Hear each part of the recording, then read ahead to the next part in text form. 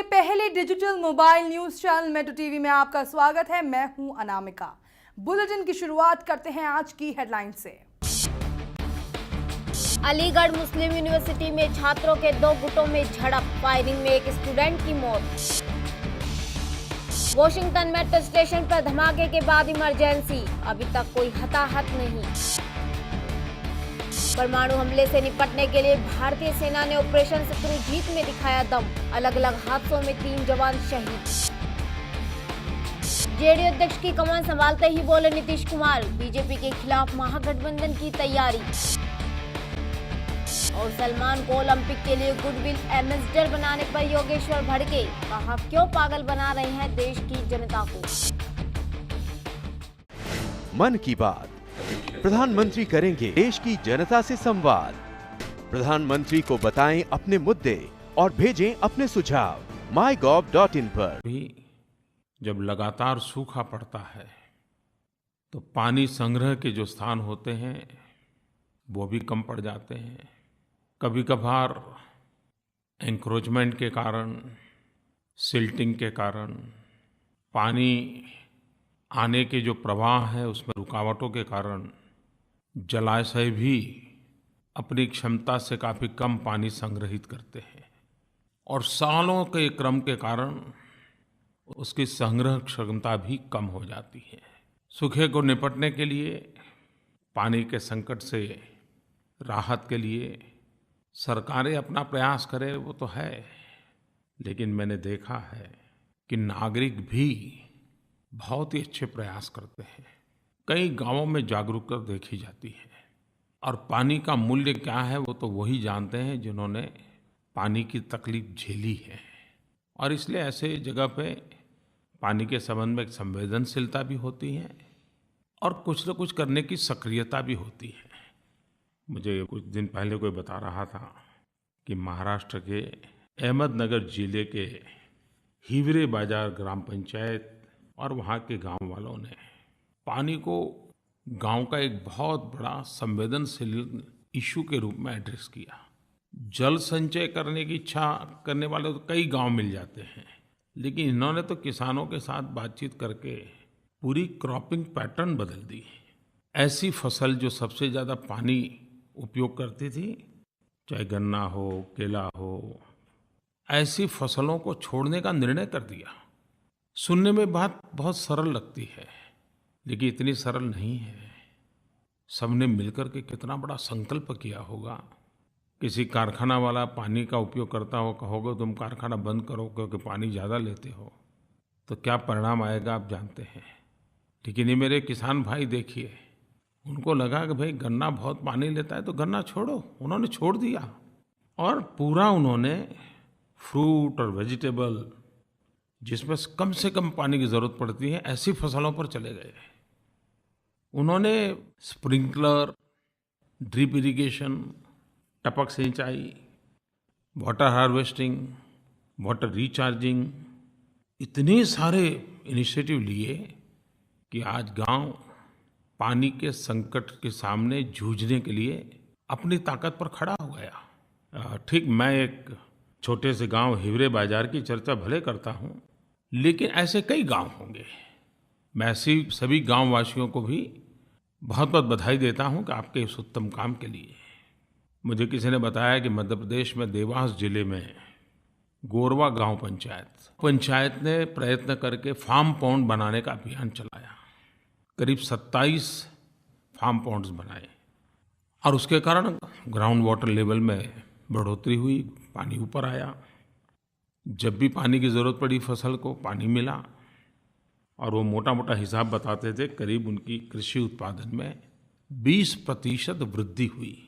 तो पानी तो बचा ही बचा, और जब पानी का वाटर टेबल ऊपर आता है तो पानी की क्वालिटी में भी बहुत सुधार होता है। और दुनिया में ऐसा कहते हैं, शुद्ध पीने का पानी जीडीपी ग्रोथ का कारण बन जाता है। स्वास्थ्य का तो बनता ही बनता है।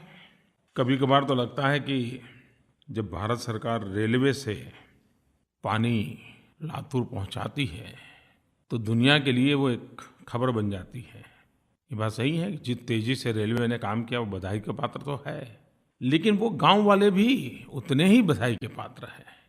मैं तो कहूँगा उससे भी ज़्यादा बधाई के पात्र हैं। लेकिन ऐसी अनेक योजनाएं नागरिकों के द्वारा चलते हैं, वो कभी सामने नहीं आते हैं। सरकार की अच्छी बात तो कभी कभी सामने आ भी जाती है, लेकिन कभी हम अपने अगल बगल में देखेंगे तो ध्यान में आएगा कि सूखे के खिलाफ किस किस प्रकार से लोग नए नए तौर तरीके से समस्या के समाधान के लिए प्रयास करते रहते हैं। मनुष्य का स्वभाव है कितने ही संकट से गुजरता हो, लेकिन कहीं से कोई अच्छी खबर आ जाए तो जैसे पूरा संकट दूर हो गया ऐसा फील होता है।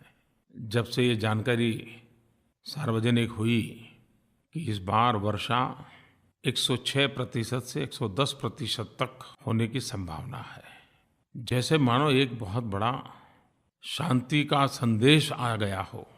अभी तो वर्षा आने में समय है, लेकिन अच्छी वर्षा की खबर भी एक नई चेतना ले आई। लेकिन मेरे प्यारे देशवासियों, अच्छी वर्षा होगी ये समाचार जितना आनंद देता है, उतना ही हम सबके लिए एक अवसर भी देता है, चुनौती भी देता है।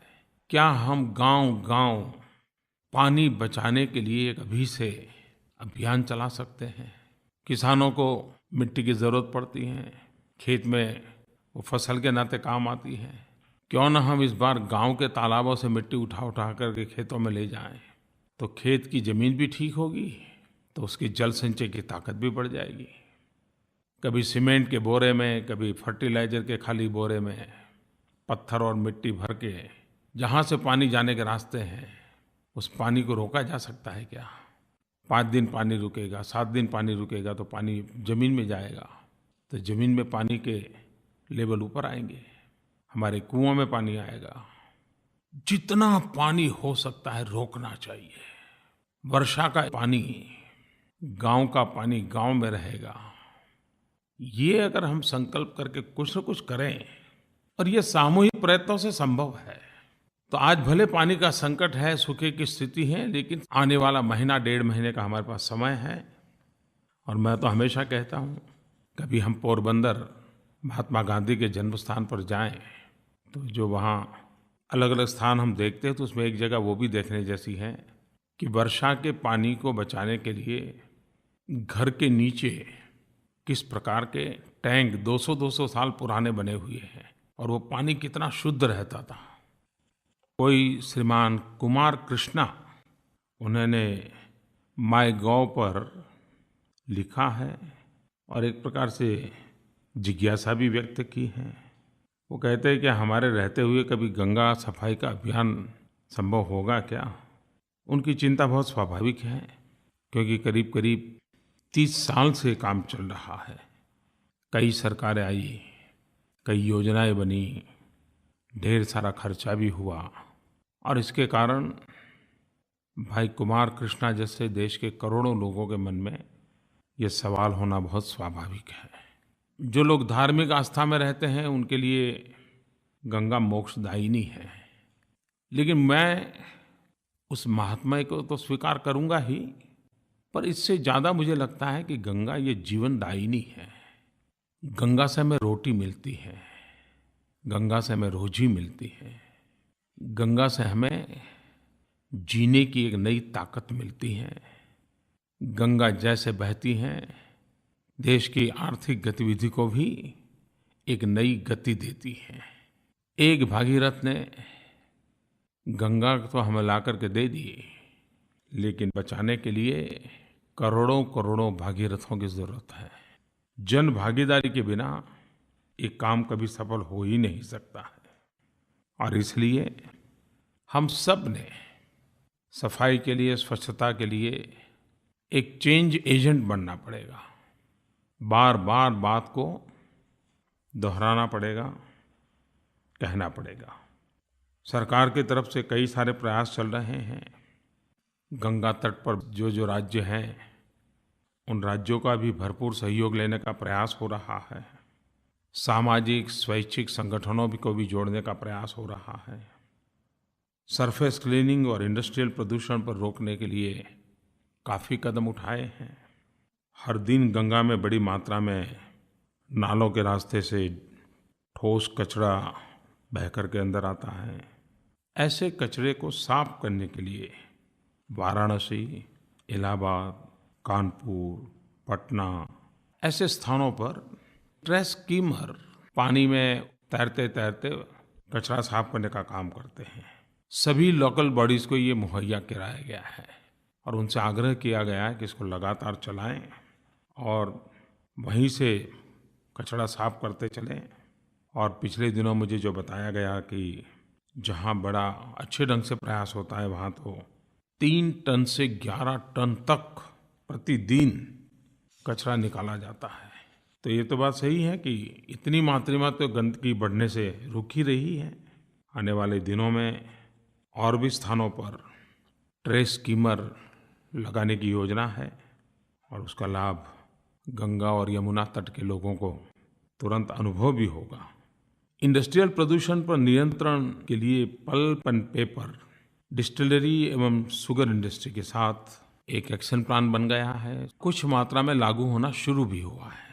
उसके भी अच्छे परिणाम निकलेंगे ऐसा अभी तो मुझे लग रहा है। मुझे इस बात की खुशी है कि मुझे ये बताया गया कि उत्तराखंड एवं उत्तर प्रदेश, वहाँ जो डिस्टिलरी का जो डिस्चार्ज होता था, तो पिछले दिनों कुछ अफसर मुझे बता रहे थे कि ये 0 लिक्विड डिस्चार्ज की ओर उन्होंने सफलता पा ली है। पल्प एंड पेपर इंडस्ट्री या ब्लैक लिकर की निकासी लगभग पूरी तरह खत्म हो रही है। ये सारे इस बात के संकेत हैं कि हम सही दिशा में बढ़ रहे हैं और एक जागरूकता भी बढ़ी है। और मैंने देखा है कि सिर्फ गंगा के तट के नहीं, दूर सुदूर दक्षिण का भी कोई व्यक्ति मिलता है तो जरूर कहता है कि साहब गंगा सफाई तो होगी ना। तो यही एक जो जन सामान्य की आस्था है वो गंगा सफाई में जरूर सफलता दिलाएगी। गंगा स्वच्छता के लिए लोग डोनेशन भी दे रहे हैं। एक काफ़ी अच्छे ढंग से इस व्यवस्था को चलाया जा रहा है। खबरों के सफर में फिलहाल इतना ही। देश दुनिया की पल पल की खबरें हम आप तक पहुंचाएंगे एक नए अंदाज में आपके मोबाइल फोन के माध्यम से। तो आप जुड़े रहिए मेट्रो टीवी के साथ। तब तक के लिए नमस्कार।